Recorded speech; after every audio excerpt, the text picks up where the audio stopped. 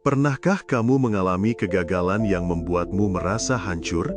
Mungkin bisnis yang merugi, presentasi yang gagal, atau rencana hidup yang tidak berjalan sesuai harapan.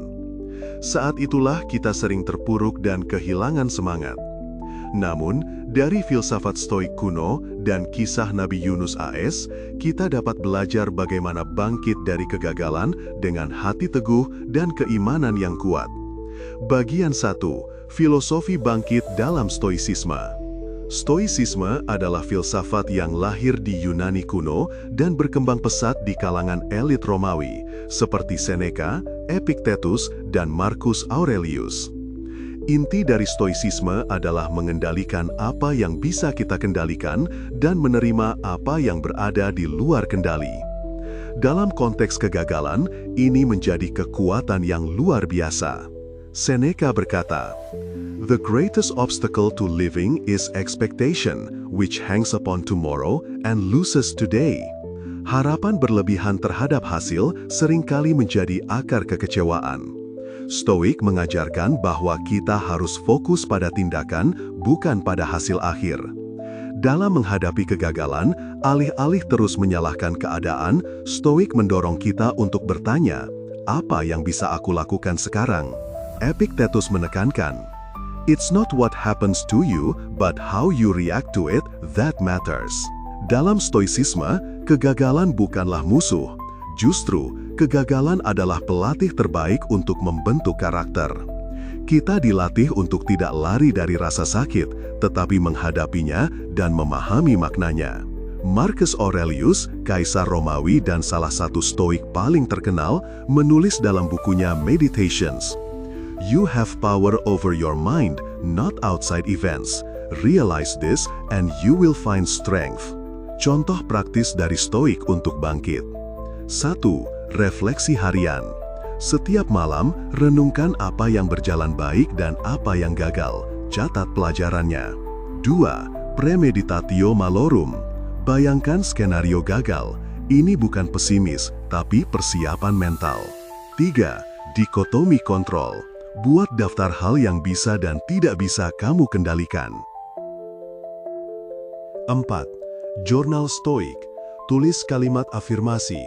Kegagalan bukan akhir, ini adalah batu loncatan. Stoik tidak mendorong kita menjadi dingin dan tidak berperasaan, tapi membentuk ketangguhan batin yang elegan dan kuat. Bagian 2. Kisah Nabi Yunus, teladan kesabaran dan taubat. Nabi Yunus AS adalah salah satu nabi yang memiliki kisah luar biasa dalam menghadapi kegagalan dan keputusasaan.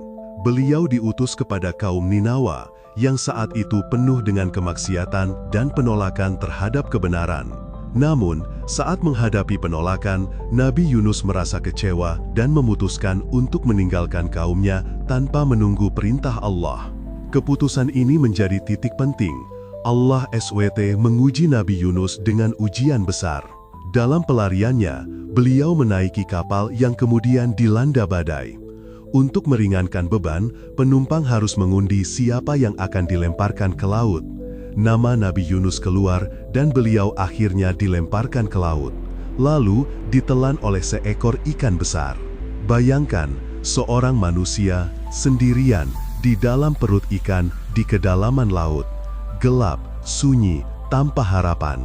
Namun, di sanalah titik balik terjadi.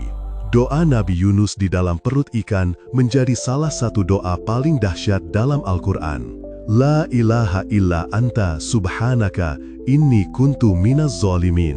Qisas Al-Anbiya 87. Artinya, tidak ada Tuhan selain Engkau, Maha Suci Engkau, sesungguhnya aku termasuk orang-orang yang zalim. 3 unsur penting dalam doa ini. 1. Tauhid, pengakuan hanya Allah yang layak disembah. 2. Tasbih, mensucikan Allah dari segala kekurangan. 3. Pengakuan dosa, mengakui kesalahan dengan jujur. Allah pun mengabulkan doa ini. Maka kami kabulkan doanya dan kami keluarkan dia dari kegelapan, dan demikianlah kami menyelamatkan orang-orang yang beriman. Pelajaran dari kisah ini sangat kuat. Jangan pernah putus asa. Dalam kegagalan, kembalilah kepada Allah. Doa tulus dapat mengubah takdir. Bagian 3. Integrasi Stoik dan kisah Nabi Yunus. Saat kita menggabungkan stoisisme dengan kisah Nabi Yunus, kita melihat kesamaan nilai yang luar biasa. Stoik menekankan penerimaan dan tanggung jawab pribadi, sementara Islam mengajarkan taubat dan harapan tak terbatas kepada Allah. Kesamaan. Refleksi. Nabi Yunus merenung dalam perut ikan, Stoik melakukan jurnal malam. Penerimaan. Yunus mengakui kesalahan, Stoik menerima kenyataan sebagai bagian dari hidup. Tindakan mental. Keduanya menekankan pada kekuatan pikiran dan hati. Perbedaannya. Stoik lebih fokus pada pikiran manusia. Islam menambahkan dimensi spiritual yang dalam, hubungan dengan Sang Pencipta. Cara praktis menggabungkan. 1. Latihan harian. Tulis 3 hal yang kamu syukuri dan 1 pelajaran dari kegagalan. 2. Doa dan jurnal. Gabungkan doa Nabi Yunus dalam jurnal harianmu. 3. Zikir plus afirmasi. Sambil berzikir, ucapkan juga afirmasi Stoik. Aku bertanggung jawab atas pikiranku. Bagian 4. Strategi bangkit langkah demi langkah. Bangkit dari kegagalan bukan hal yang instan. Ini butuh proses, latihan, dan dukungan. Berikut adalah langkah-langkah konkret yang bisa kamu lakukan. Langkah 1. Terima perasaanmu tidak apa-apa. Merasa sedih, jangan abaikan emosimu. Tuliskan perasaanmu, beri nama, misal kecewa, takut, malu. Langkah 2. Evaluasi tanpa menyalahkan. Tanya dirimu, apa yang bisa aku pelajari dari kejadian ini? Apakah aku melakukan hal yang bisa diperbaiki? Apa saja hal yang di luar kendaliku? Langkah 3. Perkuat spiritualitas. Gunakan doa Nabi Yunus setiap pagi dan malam. Tambahkan zikir harian. Hadirkan makna spiritual dalam setiap kesulitan. Langkah 4. Buat rencana ulang. Gunakan metode SMART. Spesifik. Apa tujuanmu? Measurable. Bisa diukur. Achievable. Masuk akal. Relevan. Sejalan dengan hidupmu. Time bound. Ada tenggat waktu. Langkah 5. Temukan dukungan. Jangan jalan sendiri. Cari teman, mentor, atau komunitas yang mendukung pertumbuhanmu. Langkah 6. Latihan mental stoik. Premeditatio malorum. Visualisasi tantangan esok hari. Negative visualization. Bayangkan hal yang hilang, lalu rasakan syukurnya saat masih memilikinya. Langkah 7.